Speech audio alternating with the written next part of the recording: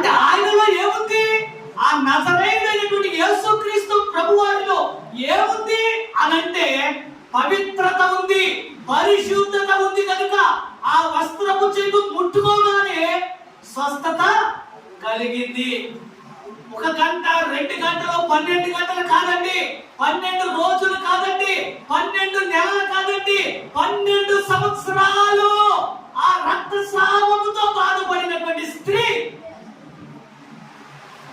వస్త్రపు చెంగు పరిశుద్ధుడిని ముట్టుకొని, పరిశుద్ధుని యొక్క వస్త్రపు చెంగు ముట్టుకొని ఏమైపోయిందంటే ఆవిడ స్వస్థత కలిగింది. ఆవిడికి 12 సంవత్సరాలలో రానటువంటి జవాబు 1 సెకండ్ ఆ సమయంలో ఆ వస్త్రపు చెంగు ముట్టుకోగానే ఏమైపోయింది?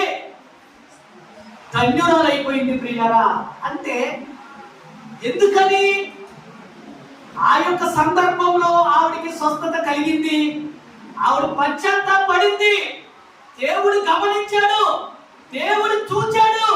కనుక ఆవిడ యొక్క విశ్వాసానికి, ఆవిడ యొక్క నమ్మకానికి, ఆవిడ యొక్క పశ్చాత్తాపానికి దేవుడు ఏం చేశాడంటే స్వస్థతనిచ్చి ధన్యురాలిని చేశాడు. అది మనం తెలుసుకోవాల్సినటువంటి